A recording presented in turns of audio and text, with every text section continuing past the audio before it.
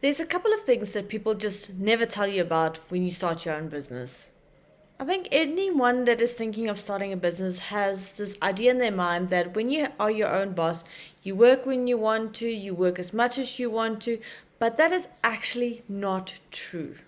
As a newbie to having a business, I can tell you that this is not further from the truth. You will never work harder in your life. You will never work longer hours than you would do when you start your business. And then there's this whole fairy tale where if you tell someone you're your own boss, they are like, wow, that's really amazing. You must be able to work when you want to. You must be able to relax and go on holiday and do whatever it is that you want to. In today's video, I want to introduce you to a friend that I recently met. My friend's name is Burnout.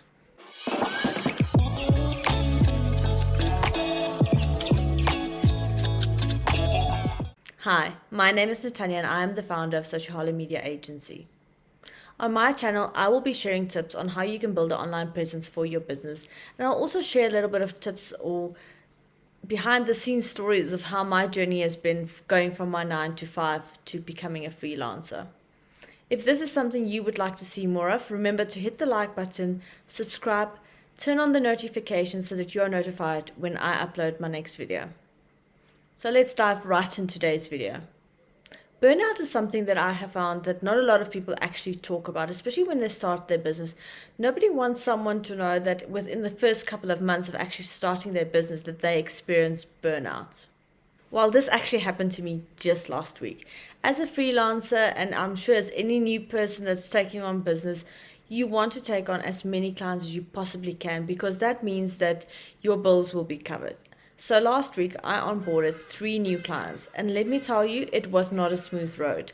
I always plan everything so down to the T because I like to be organized. But last week for me, even the last couple of weeks, I could say, I could not find my rhythm. I could not find what type of schedule works for me, how much time I need for each client, how much time I need to prep for YouTube videos, how much time I need to send out mailers, all those type of things. I just couldn't figure it out over the last couple of weeks, which meant I was working crazy hours, starting from 5:30 in the morning all the way sometimes to 9 o'clock at night. And yes, that's part of what happens when you start your own business. But I can promise you, I was exhausted. All I wanted to do is sleep. And even the sleep did not make it any better because I knew in my mind I still had so much to get done. At the end of the day, I knew that I had to complete those 3 onboardings, and I knew that I still had to serve the clients that I already have. I knew I still had to be present in my group coaching program. I have to record YouTube videos because this is something new that I'm doing and I need to be consistent. If I'm not going to be consistent in it, then what is the point? Why am I starting it? So I can understand why a lot of people that are social media managers actually don't focus on their own online presence because they have so much going on that they forget about their own business. And yes, it's all good and well if you've got a lot of referrals, if you've got a lot of clients coming in without you actually having to do the work. But if you are wanting to build a brand or a business for yourself that's going to grow, that's eventually going to have team members part of your business, then you are going to have to put the work in now. One thing to remember that when you feel like you're going to have a burnout or whether you are overwhelmed, it is okay. It happens. We all want to take on so much. We're just one person. It's okay to say, okay, I need time for myself. I'm going to step back for a couple of hours and I'm just going to do something for myself.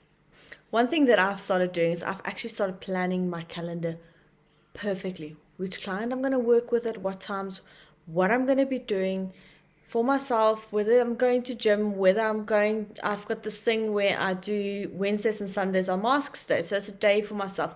I actually put those things on my calendar. Why? Because then I know I'm committed. So I'm going to share a screenshot of my calendar right here for the next week so you can actually see what it looks like and how I've planned it out. I've also given myself the opportunity to have small 15-minute breaks in between each task, just so I can go have a cup of coffee or just go clear my mind before I get onto the next task. Or even if a task overruns a little bit, then at least I know I've got that 15 minutes that I can play with. But by having everything scheduled, I know that I need to get things done within X amount of time. I don't have the whole day to sit and look at social media, because that's something I really got so distracted by. Is I would start checking social media, and before I know it, it's like 3 hours later, and I'm like, what have I been doing? I've just been scrolling through Facebook and Instagram. I've also done my calendar in such a way that I cannot have any calls on Wednesdays and Fridays, purely so that I can focus on other things on those days, because I don't want to be jumping in between doing client work and then having to get ready for calls and doing preps for onboarding and stuff like that. So these 2 days are where I do a lot of my stuff. Fridays are obviously days where I do my recordings for my YouTube. It's the days where if there's anything that's still left from the week that I finish off, I also plan my following week. I have also gone to the point where I have now put down some rules for myself. So I am not allowed to onboard more than 1 to 2 clients per month. And that is purely because I want to be able to give those new clients attention. And I also want to be able to get my systems back up and running and make sure everything fits, so that I can give the new clients the service they deserve and give my current clients the service they deserve without anyone noticing that there is more work coming in or my workload has changed a bit. I've also gone to the point where I'm like, this is how much I want to earn. This is how many clients I could possibly take on. And then those are the max clients that I'm willing to work with. At the end of the day, yes, a day has got 24 hours, but I did not quit my 9 to 5 to work 18 hours, 16 hours a day. I quit my 9 to 5 because of the lifestyle I wanted. I can get the money. There's no two ways about it, but I need to be clever in how I plan my stuff, and I need to set the expectations of how much money I want to earn, how many clients I could potentially help without obviously working 18 hours a day. And then also still keeping the lifestyle that I've got, that if I want to take a couple of hours off or I need to go get my little one from school, that I'm able to do that without having to stress about, oh my gosh, I still need to do this and this and this. So I've made myself. And then remember, like I said earlier, add the self-care tips. Like I have literally scheduled in my calendar the 3 days in the mornings where I go to gym. I have scheduled taking the dog Storm for walks during the week, so that I do those things, because once it's in my calendar, I know I need to be committed to those. And then a tip I want to give you is to try and batch create as much as you possibly can, whether that's creating content for a week or for an entire month. As long as you are able to create content in advance with your clients, you will be able to, if something comes up, you can just move things around. So say for example, I now have gone and I have batch created content for a client for an entire month. Yes, it takes a little bit longer on certain days where I have to create the content.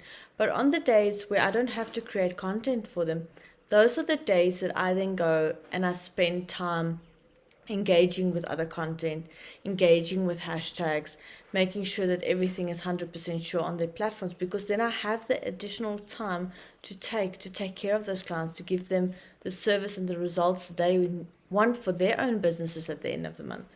You do not need to be the hardest worker for your business to be a success.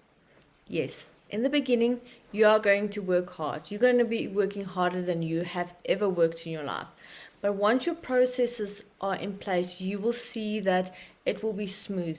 You will be able to get to the point where you can hire a virtual assistant, or you can hire a bookkeeping lady to help you with this task that you need help with. But remember, put your own health first. And every once in a while, take the time to actually relook your schedule. Is it actually working for you? Is it stressing you out? Do you need a little bit more time in between tasks? Don't you need the time in between tasks? Or do you just want to say, okay, from 8 until 1, 5 hours a day, I am sitting and I am working. I am not touching my phone. I'm not doing anything. These are the 5 hours I'm going to work really hard. If that works for you, then do that. But I know personally for myself that I need to break tasks up a little bit. I need to have a little bit of a break in between. Otherwise, my brain just feels like it gets mush. Processes will help you a lot, whether it is to onboard a client, whether it is how you plan their content, whether it's how you present their month end. It is important to have the processes in place. And always remember the reason why you left your 9 to 5.